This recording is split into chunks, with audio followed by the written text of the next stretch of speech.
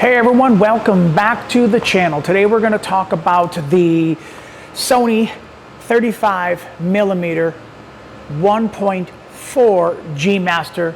So stay tuned.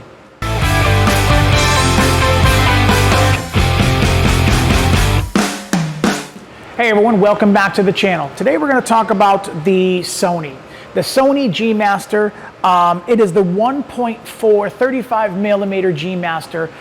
It is a lens that I picked up after the 24mm that I had, and I even did a video before about the 24 and the 35 and the differences, and today I have it mounted on the Sony A74. So one of the things I wanted to do is I like to challenge myself. When I have weddings on the weekend, I kind of don't have too much to do during the week except for household chores. I like to just grab one lens, one body, and walk. It just challenges you, and it just makes you kind of think outside the box, and it forces you. It does two things. You get your steps in, and you get your cholesterol, and you get your health and self-care and things like that. So I do a lot of walking. I do anywhere between 3 to 6 miles a day, as much as 5 days a week, as much as possible. Trying to be as active as I can when I'm ready for my wedding season. So I decided today was going to be the 35mm G Master. So the pros to this is this gives you like really good separation in subject if you want the 1.4, and anywhere between f8 f10 gives you goes up to f16, gives you nice good sun flares as they're coming into the sensor, so that's kind of cool also. So as I'm doing this, you're going to see a bunch of pictures coming through, the ones that I took in my local town of Holyoke, Massachusetts.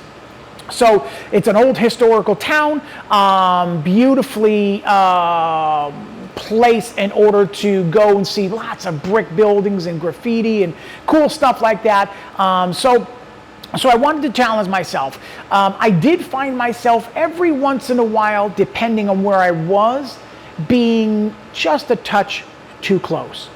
Just a touch too close where I couldn't get back far enough. What I like about the ability in the A74 and A73 and most of the Sony cameras is the crop sensor.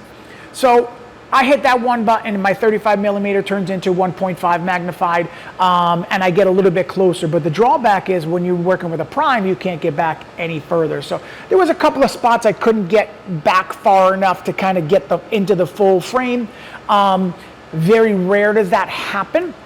The drawback is with a 35mm, you're not getting that duck on the other side of the pond really close because you can't zoom.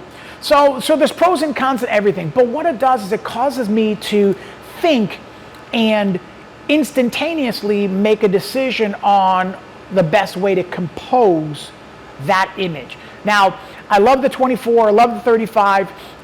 For me, as a wedding photographer, I shoot with a 24 to 70 on one camera, A74, and on the other A74, I do 70 to 200. I prefer both 2.8 lenses. I prefer the zoom over the prime. Argument, whatever you want to do, that's completely up to you. I have all the prime lenses if I wanted to do that, but I just feel like it's easier for me, being all the way in the back row, to zoom to 200 to get the shot that I want over the people's heads, as opposed to walking forward and being intrusive, trying not to be intrusive, trying to be a ninja, trying to not be seen at the same time. So you got a job to do, get it done however you want to do it. So I decided to walk around the city that my studio was in and fell in love with the rendering of the 35, just the brick buildings. It gives you good perspective and Lightroom. It corrects the imperfections in the lenses. So it came out really, really good. I was very happy with all of that, and it gets me a chance to get outside and walk. It's beautiful here this time of the year, and it gives me to walk around the town that I don't normally walk around in at the same time. So the lens was very good, very happy with all of that, very happy with the way that it shot, the way that it quickly focuses.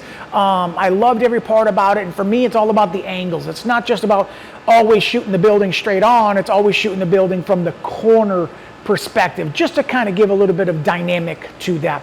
lots of old buildings out here and businesses, so I shot the businesses and things like that. So I love doing that. I'm going to do another video like this on the 24. You will get a lot more back on that. I really don't feel like walking around a city with a 70 to 200. I don't know if that's going to be really good. I feel like I'm going to challenge myself to do it just to see what I get, but I feel like they're going to be a lot more zeroed in on things like that. So if you're on the fence between buying the 24 or the 35 millimeter, for me, the 35 millimeter, if you can afford both, get both. For me, it's a better perspective to be able to be not so close in if I don't need to be, and it gives me far enough back in order to still get enough wide enough to get the background and the elements and the environment that you're in. So it's always good to have more than one lens with you, but sometimes you got to challenge yourself to just not have any other lenses. You got one lens, one body, that's it.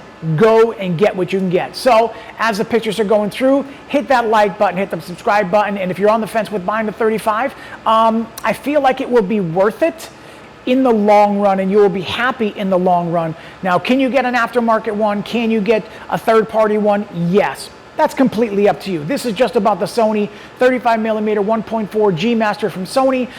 So that's what this is all about. You can get other lenses. If you want to, you can do that. That's not what this video is about. It's about the 35mm perspective and environment on a photo walk. So thank you guys for coming back to the channel. I appreciate it. Looking forward to hit some comments down below. Hit that like button, hit that subscribe button, and remember to always smile more because it sure does hurt less. Peace.